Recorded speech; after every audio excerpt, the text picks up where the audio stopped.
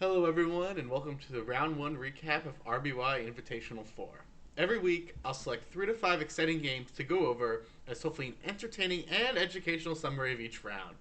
If you're interested in seeing more of this content, please let me know by sending me a DM on Discord. For our first game, we have Game 1 of Amaranth vs. Enigami. At its peak, Amaranth is considered one of the best RBYOU players of all time, dating back to the Pokemon Perfect days with major Invitational, SPL, and Circuit success, including an Invitational 1 victory and a 7-4 SPL 11. Enigami is another longtime RBY player who finished number 12 on the Pokemon Perfect rankings and is known to think way outside the box across all RBY tiers, wielding Tauros, Double Electric, Porygon, Arbok, and even Toralus Stall. Both players are in the small group of 5 people who have played in every RBY Invitational to date and bring levels of experience few can match. Game 1 of their set is an excellent opportunity of how to take control early by grabbing the momentum and keeping the pressure on throughout the game. To begin, there's a slow back and forth as Amaranth and Enigami exchange sleep. But on turn 6, come on, let's get to turn 6. On turn 6, we have an unparalyzed Chansey versus unparalyzed Chansey Mirror. Amaranth takes the decisive step, immediately paralyzing Chansey to create an opening for his Snorlax and presumably his unrevealed 6th Mon, while Enigami tries to turn the tide with an Ice Beam for a game-changing freeze, but comes up short. Here is where Amaranth really starts applying the pressure. He goes right to Snorlax on the paralyzed Chansey, which forces in Snorlax, where he lands a pretty lucky critical hit after the Chansey couldn't move a turn earlier. After another slam, he's then able to bring in his Executor on a predicted Snorlax rest, and while Enigami clicks Body Slam instead, he does not get the paralysis, which lets Amaranth connect Psychic and force a rest. Enigami then brings in Chansey to preserve his Snorlax, but Amaranth immediately explodes the following turn with Executor to take it down. After some back and forth between Chansey and Alakazam, Amaranth attempts to get Snorlax in on a full paralysis, recover, or seismic toss. While Enigami opts for Psychic instead, it's insignificant damage without a critical hit, and by choosing not to rest, Alakazam is now comfortably in Hyper Beam range. With Starmie and Snorlax having burnt 0 turns of sleep and there's no risk of counter Chansey, Amaranth can go for it all once more and clicks Hyper Beam to take down the Alakazam before it can even move. Snorlax then explodes on Tauros after a desperate blizzard, and Enigami concedes after his Tauros is revenge killed, having played the entire game on the back foot. Next up is Game 1 of Kaz vs. Lush. Kaz finished second in both Invitational 1 and 3, and is the player pushing the RBY OU metagame forward the most currently. They've been exploring the merits of dropping Chansey, Snorlax, and Tauros, 3 Pokemon that are unstable on almost 100% of competitive RBYOU teams, to great success. Last year, they even took down Marco ASD with Hitmonlee in Losers Finals. After Marco ASD and Heroic Troller, Lush is one of the first players that come to mind when you think about the best RBYers ever. He saw vast Pokemon Perfect success in the past, and has even returned strong with a top 8 Invitational 3 finish and the 3rd best record in RBY World Cup. Just like our first showcase game, this one begins with one player grabbing the momentum almost instantly.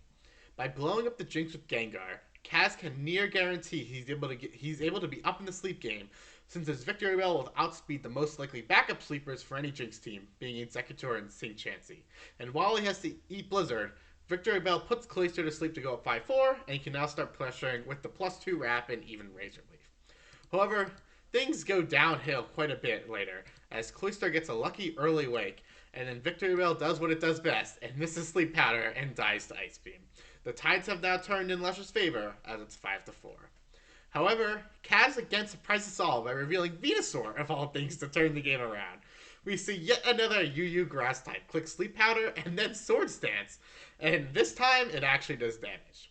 After Venusaur SD's right there, it does a massive 86% to Chansey, which turns on to just about 36% after the soft boil. But then we'll see it do 52% to Snorlax, and then 47% to Cloyster before falling to Blizzard. This breaking eventually sets the stage for Kaz's last Pokemon to close up the game. Now we get some fun back and forth between Alakazam and Chansey after the Alakazam revenge kills Cloyster. We do this a bit, yada yada yada, whatever. Reset the special drops, yada yada yada yada yada yada. Woo, so much fun. But here, Kaz lands a key psychic on Snorlax, putting in range for one of his two last unrevealed mons, being Persian. Persian then is able to revenge kill the sleeping Alakazam, and he gets big damage on Chansey, although he does have to eat Thunderwave in the process. Now, here is where the game really turns around. So right here, if Kaz's last Pokemon is Tauros, which you would expect, since even though he dropped Chansey and Snorlax, surely you don't drop Tauros, right? Right?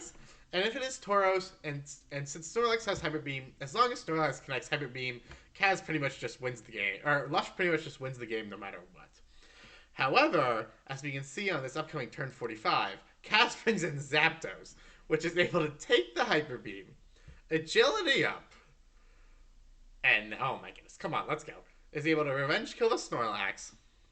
And then, as Lush brings in his stereotypical Tauros last, Zapdos is able to para the Tauros, get a full para, get a Thunderbolt off, critical hit, and although it dies to Hyper Beam right there, Persian comes in and saves the day, and outspeeds and revenge kills with Slash.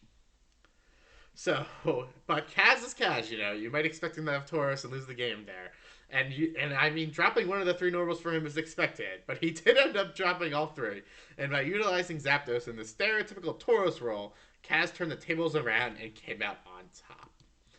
Now we're also going to highlight Game 2 of Kaz vs. Lush. To set the stage, Kaz opened up the game by kicking Thunder Wave on turn 1, which you rarely see unless the player has a specific game plan to break through Paralyzed Chansey. His plan was Victory Bell once more, which on turn 48 was finally able to land Sleep on Snorlax. Kaz also took advantage of Lush running Seismic Toss as his lone Chansey's attacking move, so he was able to continually bring in Rhydon to apply pressure and even get Executor down to 37%. Now at this point, Kaz has just revenge killed Chansey with Tauros, and Lush has brought in Starmie to threaten Paralysis. With no other options, Kaz reveals a second Venusaur in the set, which completely walls Starmie as it reveals it's not carrying Blizzard. After eating Thunder Wave and getting massive damage off with Razor Leaf, Kaz makes a game-winning switch on turn 73 to get his Tauros in on Executor, which is in Hyper Beam range. He then correctly calls the switch to Tauros and clicks Body Slam. And then, as Snorlax is continuing sleeping, he clicks Rest with his Tauros. By clicking Rest, Kaz's refreshed Tauros can now later take down the opposing Tauros without risking a speed tie and handle the opposing Starmie since it's out of range of Surf, barring a critical hit. Starmie then removes the Executor, prevents the Rhydon substitute, and then Kaz is able to clean up the game with his rested up Tauros, which takes down Lush's Tauros, and it would be able to take down the Starmie, but gets crit, but it's okay, because we get to see Venusaur finish the game off. And then Kaz cleans up the game and takes the set 2-0 and advances to the winner's bracket of RBY Invitational 4 with 2 Venusaurs. And combined, he brought 1 Tauros here, no Snorlaxes, no chance. He's just an incredible team builder. Insane. Lastly, we have Game 1 of Septatros versus McMegan. Septatros is an old Pokemon Perfect Boomer who is the only player who's competed in every Invitational so far and has yet to finish in the bottom half. An avid ladderer and enthusiast when active, he's returned from a months-long hiatus to play an Invitational once more. McMegan is one of the few with a legitimate claim to be the greatest Smogon player of all time, being one of 14 to win multiple individual trophies and has the 6th most official team tournament wins of all time. He also had an exciting top 16 finish in last year's Invitational where he even revealed a Rapidash. So in Kaz's series, we saw him continually drop the assumed staples on every competitive RBY OU team and win. However, we'll see the same strategy can't always be employed without a specific game plan behind it in this set. To open up the game, we see Septatros immediately go to Executor on the Alakazam. He eats a Psychic. He gets the sleep off. Come on, get the sleep off. And then while a sleeping Alakazam is in, he immediately explodes. So from this point, at the end of turn 3, we know Septatros' entire team. He is Gengar, he's Executor, he is Cloyster, he is Self-Destruct Snorlax, and he is playing Boom Spam, right? He has an aggressive game plan where he hopes to gain an advantage early on with Sleep, and then right into the end with Boom Spam helping him trade down. And then on turn 7, we see the next interesting dynamic. There's the Cloyster, of course, yada yada yada. Septatros reveals his Gengar to help wall McMegan's Snorlax. And so McMegan's Snorlax is revealed not to have Earthquake, which means it's Body Slam and Hyper Beams. It's not Ice Beam either, which means it cannot touch its Gengar. The Snorlax cannot damage Gengar at all. So you see, it clicks Body Slam, does nothing. Clicks Body Slam again, does nothing. As McMegan expects Sephiroth to try to scap Earthquake, but it's clear McMegan cannot damage Sephiroth's Gengar with his Snorlax. However, since Sephiroth's Gengar is Night Shade, Thunderbolt, Hypnosis, and Explosion, therefore not carrying Psychic, McMegan can actually comfortably rest loop Thunderbolt, assuming no consecutive critical hits.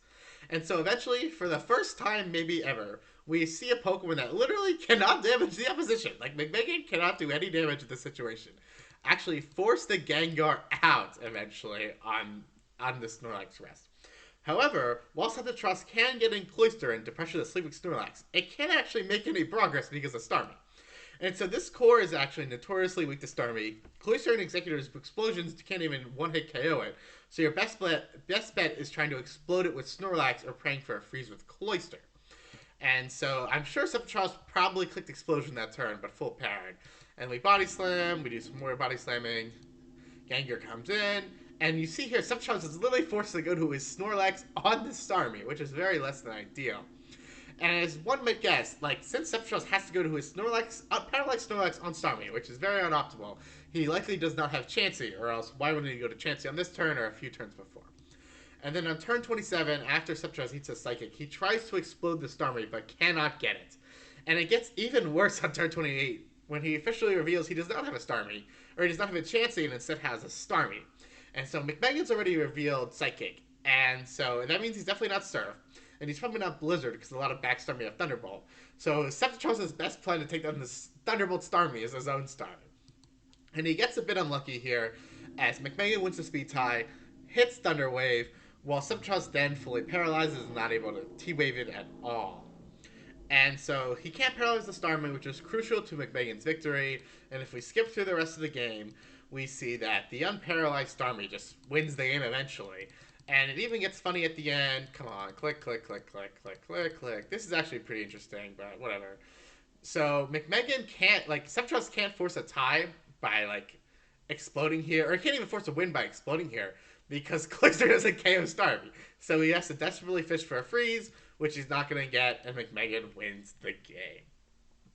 So thank you everybody for turning in to the round 1 recap of RBY Invitational 4. Again, if you're interested in seeing more of this content, please let me know by sending me a DM on Discord.